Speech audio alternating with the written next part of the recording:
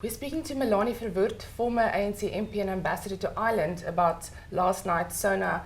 And let's talk about the speech. Was there anything that we weren't expecting or that stood out for you? I don't think there was anything unexpected about it. There was certainly a change of emphasis. Of course, the president's speech was done in two parts. So the first part was a bit of a report card, and then the second part was sort of then where we're going and this sort of future. And about the report card, what struck me was that a lot of the stuff that he mentioned was quite old. For example, the Meerkat telescope, which is a fantastic thing, but it's been going for years, you know, so he suddenly brings that up as a very good example of investment in science and technology, and a few other things that he brought in. The thing that about the policy of this year that struck me is something that we got a whiff of already after the ANC Lekgotla, and it clearly comes out of the ANC Lekgotla of 2 weekends back. And it was very similar and in line with what Gwede Mantashe said at the press conference. There is this move in the ANC of escalating radical economic transformation. And of course, as an issue, it is completely correct. We cannot, the president is correct, we cannot have total reconciliation in this country. We cannot have transformation if we don't have complete radical economic transformation. The bit that bothered me about it was the fact that everything is now being claimed on white monopoly capital and on big business and on the private sector. And clearly there is a lot more that the private sector must do, and clearly there is still a race question. But there is also an issue which needs to be admitted from the ANC side, that they have failed in certain of these issues. That there are, for example, problems with corruption, that wasn't mentioned in depth at all. The fact about state capture. The fact that certain policies have not been pro-poor and therefore haven't done major transformation.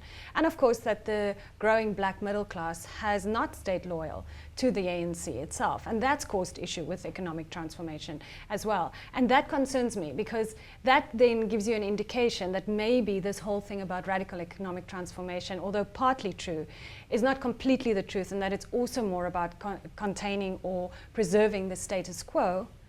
And in fact, and also to distract people from the real reasons why the ANC is in trouble with their voters. And I think for that we need to be very concerned, and I think that's going to be a thread that we see all through this year. As you said, the president placed a lot of emphasis on radical economic transformation, and one of the things that he mentioned was that the government should use all the tools at their disposal to drive this transformation agenda, including using the procurement and infrastructure budgets. Given his background, is this something we should be worried about? Well, yes. I mean, given the government's background in that, especially in the last two administrations, yes, he said we have to use everything in our disposal. We need to use budget, we need to do regulation, legislation, and then procurement, and so the buying of services and goods. Look, if that is transparent, as it should be through the whole tender process, and if it's allocated fairly, fair enough, you know, and that is correct. The government should be using that to make a difference. But the problem is that the history, and especially recent history, has shown that that is not in fact what happens. You know, that it has been used as a tool for corruption, and it has been used as a tool for state capture, and it has been used as a tool of enriching a few in power rather than mass economic transformation, which is the narrative that they're playing now. And so I think we do need to watch that very, very carefully. Another theme that came up was that of land and land redistribution. Was this something that we should be taking note of this year, or was this just more rhetoric? No, I think it's a very valid point. And of course, again, land is a very emotive issue. And something that was interesting that the president said last night, so first he used about how little of land has actually been transferred since 1994. Of course, although he hinted to it later on, part of the reason is that a huge percentage, I don't know the exact percentage, but a huge percentage of people chose to in fact take cash instead of the actual land. And he didn't fully acknowledge that. So he just mentioned, you know, and which again then plays into this racial narrative, which is a very dangerous narrative that's boiling and brewing in the ANC all over. And so what he did say at some point, and he put an appeal out to people, and he did actually say at some point, don't take the cash, take the land.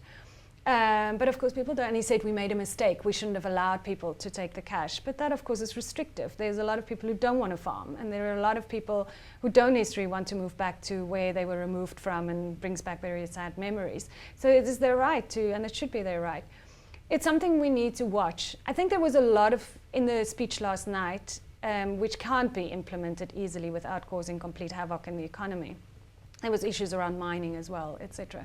And a lot is part of this narrative of, and it's a populist narrative as we move towards the end of the year, of particularly a certain faction in the ANC, and of course as we go to the 2019 elections. And it is very largely based on the fact that the ANC is panicking because they've lost so much support, and they know that there is a chance that they can fall below the 50% in 2019, which could then mean that if the EFF and the DA get their act together, that they can actually form a coalition government.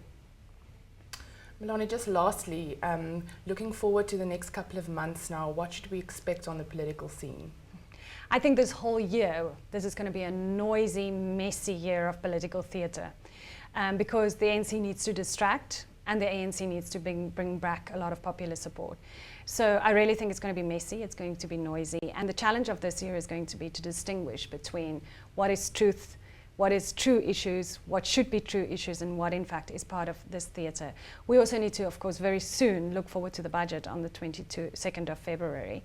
And then we do constantly have to keep an eye on this question of whether there is going to be a cabinet reshuffle, and not only whether Pravin Gordhan will be moved, but who will replace him if he is moved. And I do think, even though none of us knows when the president will do it, I do think at some stage we will see a cabinet reshuffle.